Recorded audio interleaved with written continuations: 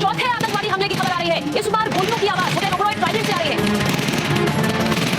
मुंबई के एडीएसपी हेमंत करकरे मौके पर पहुंच चुके हैं। अपने टेलीविजन स्क्रीन पर इस वक्त आप देख सकते हैं। 26 नवंबर 2008 की रात भारत के इतिहास में वह काला दिन था जिसने न केवल मुंबई बल्कि पूरे देश को झकझोर कर रख दिया। यह आतंकी हमला, जिसे 26/11 के नाम से जाना जाता है, लश्कर-ए-तैयबा के आतंकियों द्वारा अंजाम दिया गया, जिसमें 166 लोगों की जान गई और सैकड़ों लोग घायल हुए। इस हमले ने न केवल भारतीय सुरक्षा तंत्र को चुनौती दी बल्कि पूरी दुनिया को आतंकवाद के खतरों के प्रति सचेत किया। इस कहानी में हम ताज होटल पर हुए इस हमले के हर पहलू को विस्तार से समझेंगे। हमले की योजना, घटनाओं का क्रम, बहादुरी की कहानियां, हमला कैसे शुरू हुआ। यह हमला 10 आतंकियों द्वारा किया गया जो पाकिस्तान के कराची से समुद्री मार्ग के जरिए मुंबई पहुंचे। इन आतंकियों को लश्कर-ए-तैयबा के आतंकी कैंपों में गहन प्रशिक्षण दिया गया था। वे नाव के माध्यम से मुंबई के कोलाबा क्षेत्र पहुंचे और वहां से 4 अलग अलग समूहों में बंट गए।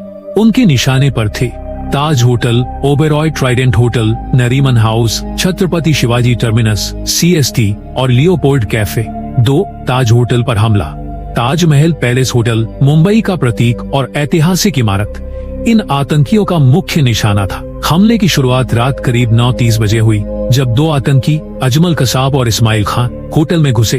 उनके पास AK-47 ग्रेनेड और अन्य हथियार थे। उन्होंने होटल के अंदर अंधाधुंध फायरिंग शुरू कर दी जिसमें कई निर्दोष लोगों की जान चली गई। हमले का विस्तार, हमलावरों ने होटल के अंदर बंधक बना लिए और कई स्थानों पर आग लगा दी। यह हमला करीब 60 घंटे तक चला, जिसके दौरान भारतीय सुरक्षा बलों ने होटल को खाली कराने का अभियान चलाया। होटल के कर्मचारियों और सुरक्षा बलों ने असाधारण साहस का परिचय दिया। आतंकियों की योजना लश्कर-ए-तैयबा द्वारा की गई इस हमले की योजना बेहद गुप्त और सटीक थी। आतंकियों ने मुंबई के नक्शे और ताज होटल की संरचना का गहराई से अध्ययन किया था। उन्होंने voice over internet protocol (VoIP) का उपयोग करके पाकिस्तान से निर्देश प्राप्त किए। उनकी योजना अधिक से अधिक नुकसान पहुंचाने और भारतीय सुरक्षा बलों को उलझाए रखने की थी। ताज होटल के कर्मचारियों ने इस दौरान असाधारण बहादुरी दिखाई। हेड शेफ हेमंत ओबेरॉय और उनकी टीम ने मेहमानों को सुरक्षित स्थानों पर ले जाकर उनकी जान बचाई। NSG कमांडो और मुंबई पुलिस ने आतंकियों को खत्म करने में अपनी जान की बाजी लगाई। इस हमले में मारे गए मेजर संदीप उन्नीकृष्णन की बहादुरी को देश हमेशा याद। आतंकी और उनकी पहचान। 10 आतंकियों में से अजमल कसाब अकेला पकड़ा गया था। उसने कबूल किया कि वे सभी लश्कर-ए-तैयबा के सदस्य थे और पाकिस्तान से आए थे। अन्य आतंकी थे अबू इस्माइल, नजीर, शोएब और बाकी।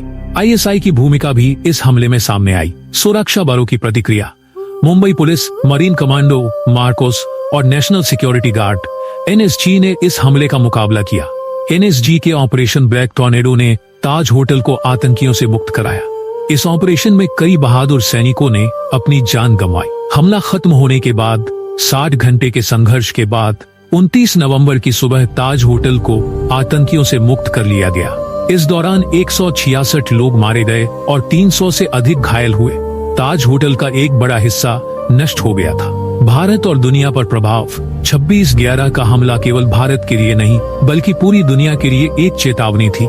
इसने अंतर्राष्ट्रीय स्तर पर आतंकवाद के खिलाफ सहयोग को मजबूत किया। भारत ने अपनी सुरक्षा व्यवस्थाओं में बड़े सुधार किए और NIA राष्ट्रीय जांच एजेंसी का गठन किया।